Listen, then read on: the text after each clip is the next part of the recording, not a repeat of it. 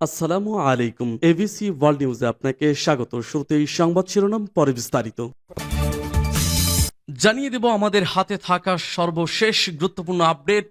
আন্তর্জাতিক সংবাদ, গাজা দখলে মরিয়া ট্রাম্প, ইরানকে দিলেন হুমকি। ট্রাম্পের প্রস্তাবে রাজি পুরো মধ্যপ্রাচ্য। যদি এমনই হয় তাহলে বিশ্বের এই কোন অবস্থানে দাঁড়াবে? দর্শক, আপনার গুরুত্বপূর্ণ মতামত কি তা কমেন্ট বক্সে লিখে জানান। আর এ নিয়ে থাকছে একটি বিশেষ প্রতিবেদন। এবং সর্বশেষ জানিয়ে দেব, অবশেষে দীর্ঘ 3 বছর পর মাথা নোয়ালো জেলেনস্কি। যুদ্ধের অবসান ঘটাতে পুতিনের সাথে এবার সরাসরি দেখা করতে প্রস্তুত ইউক্রেনের প্রেসিডেন্ট জেলেনস্কি। শুনছিলেন সংবাদ শিরোনাম, এখন বিস্তারিত। তবে তার আগে অনুরোধ থাকবে ভিডিওটিতে একটি লাইক এবং কমেন্টস করে জানিয়ে দিন আজকের এই ভিডিও সম্পর্কে আপনার মূল্যবান মতামত। আর অবশ্যই এই ভিডিওটি আপনার ফেসবুক সোশ্যাল মিডিয়ায় শেয়ার দিয়ে ছড়িয়ে দিন। আর জানিয়ে দিন আপনি কোন জেলা থেকে বা কোথা থেকে আমাদের সংবাদটি শুনছেন এবং দেখছেন। অনুরোধ থাকবে আপনি যদি আমাদের এই চ্যানেলটিতে নতুন হয়ে থাকেন তাহলে অবশ্যই চ্যানেলটি সাবস্ক্রাইব করে পরবর্তী আপডেট সংবাদ পেতে চোখ রাখুন এবিসি আন্তর্জাতিক নিউজে। গাজা উপত্যকাকে ইসরায়েলের হাতে তুলে দিচ্ছেন না ট্রাম্প, দখল করতে চাইছেন নিজেই। এই প্রস্তাবে নাকি খুশি মনে সাই দিয়েছেন মধ্যপ্রাচ্যের সব দেশ। শুধুমাত্র এই সিদ্ধান্তের মধ্য দিয়েই নাকি শান্তি ফিরবে মধ্যপ্রাচ্যে। ওয়াশিংটনে ইসরায়েলি প্রধানমন্ত্রী বেনিয়ামিন নেতানিয়াহুর সঙ্গে সাক্ষাতের পর এমন দূরদর্শী প্রস্তাব দিয়ে সারা বিশ্বে হইচই ফেলে দিয়েছেন ট্রাম্প। তার বিরুদ্ধে বইছে নিন্দার ঝড়। ইসরায়েলকে জানিয়েছেন অগাধ ভালোবাসা, আর ইরানকে দিয়েছেন হুমকি। এর আগের মেয়াদে ক্ষমতায় এসে ইরানকে চরম চাপে রেখেছিলেন ট্রাম্প, কিন্তু দিন পাল্টেছে। আগের চেয়ে আরো শক্তিশালী হয়ে পরমাণু অস্ত্র তৈরির পথে হাঁটছে তেহরান। কিন্তু ডোনাল্ড ট্রাম্প বলেছেন ইরানের ওপর এবার সর্বোচ্চ চাপ দেবেন তিনি। দেওয়া হবে সম্ভাব্য আগ্রাসী সব নিষেধাজ্ঞা। ইরানের জ্বালানি তেল রপ্তানিকে নামিয়ে দেওয়া হবে শূন্যে, যেন মধ্যপ্রাচ্যে কিংবা বিশ্বের কোনো দেশে সন্ত্রাসীদের অর্থায়ন না করতে পারে তেহরান। দুঃখ প্রকাশ করে তিনি বলেন, ট্রাম্পের আগের মেয়াদে ইরান তেল বিক্রি করতে পারত না, কেউ তেহরানের তেল কিনত না, কারণ সব দেশকে বলে দেওয়া হয়েছিল ইরানের তেল কিনলে যুক্তরাষ্ট্রের সঙ্গে ব্যবসা করতে পারবেন না। সে সময় হামাস, হিজবুল্লাহ অর্থ সহায়তা পেত না। তবে ইরানকে সুযোগেও দিতে চান ট্রাম্প। বলেন অনেক ভালো লাগবে ইরানের সঙ্গে চুক্তিতে আসতে। শর্ত দিয়েছেন আরেকটাও, বলেছেন ইরানের কোনোদিন পরমাণু অস্ত্র থাকতে পারবে না। এটা কোনো নিষেধাজ্ঞা নয়, কিন্তু ইরান পরমাণু অস্ত্র বানাতে পারবে না। যদি বানায় তাহলে দুর্ভাগ্য ডেকে আনবে। পরমাণু অস্ত্র না বানানোর শর্ত ইরানের জন্য মানা খুব সহজ বলেও মন্তব্য করেন তিনি। একই ইস্যুতে কথা বলতে গিয়ে উত্তেজিত হয়ে পড়েন বেনিয়ামিন নেতানিয়াহু। বলেন ইরানের দিকে চোখ রাখতে হবে, কারণ এই দেশে ট্রাম্প আর নেতানিয়াহু দুজনকেই হত্যা করতে চেয়েছে। প্রতিরোধ অক্ষকে কাজে লাগিয়ে পরিকল্পনা বাস্তবায়ন করতে চেয়েছে। মধ্যপ্রাচ্যে ইরানের আগ্রাসন ঠেকাতে এবার একজোট হয়েছে যুক্তরাষ্ট্র, ইসরায়েল। এই অঞ্চলে ইরান পরমাণু অস্ত্র তৈরি করতে পারবে না।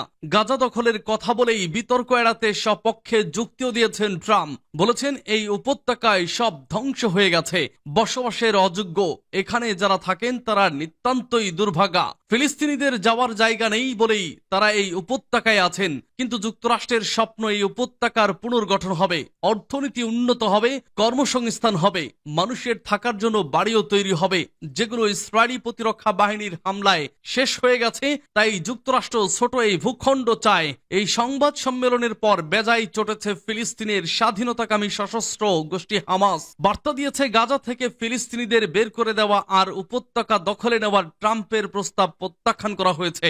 এই প্রস্তাবের অর্থ ফিলিস্তিনের স্বাধীন রাষ্ট্র হওয়ার বিষয়টি অগ্রাহ্য করা। গাজা উপত্যকা কারো ব্যক্তিগত সম্পত্তি নয়, এটা ফিলিস্তিনিদের ভূখণ্ড। এই প্রস্তাব আগুনে ঘি ঢেলে দিয়েছে। আরব আর মুসলিম বিশ্বের নেতাদের আহ্বান জানিয়েছে হামাস কোনো অবস্থাতেই নিজেদের অবস্থান পরিবর্তন না করতে। যদিও ইরান বলছে ট্রাম্পের কূটনীতিকে আরেকটা সুযোগ দিতে চায় যুক্তরাষ্ট্র, তবে ইসরায়েলের সঙ্গে যুক্তরাষ্ট্রের সখ্যতা নিয়ে বরাবরই উদ্বিগ্ন তেহরান।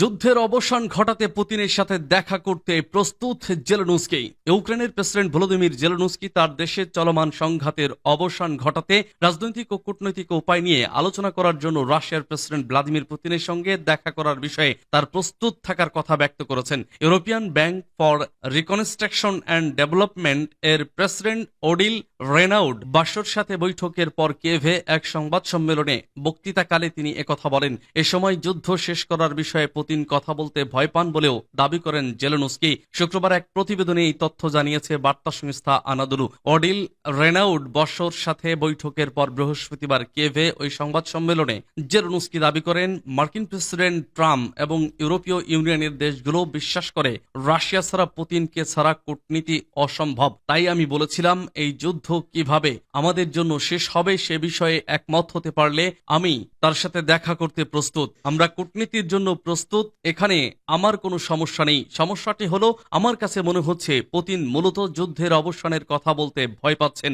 ভ্লাদিমির পুতিন রাশিয়ার প্রেসিডেন্ট থাকাকালে দেশটির সঙ্গে শান্তি আলোচনা নিষিদ্ধ করে ইউক্রেন 2022 সালে একটি ডিগ্রি জারি করেছিল এবং জেলেনস্কি নিজেই সে বছর ওই ডিগ্রিতে স্বাক্ষর করেছিলেন। এ বিষয়ে জানতে চাওয়া হলে ইউক্রেনীয় এই প্রেসিডেন্ট দাবি করেন, এই নিষেধাজ্ঞা তার জন্য প্রযোজ্য নয়। ইউক্রেনের চলমান যুদ্ধের অবসান ঘটাতে মার্কিন পরিকল্পনা সম্পর্কে মিডিয়া রিপোর্টের বিষয়ে জেলেনস্কি বলেন, আমি নিশ্চিত আমাদের দল একসাথে কাজ করবে, অন্য কোনো পরিকল্পনা থাকতে পারে না। তিনি আরো জোর দিয়ে বলেন, শান্তি পরিকল্পনা সহ ওয়াশিংটনের সাথে আনুষ্ঠানিক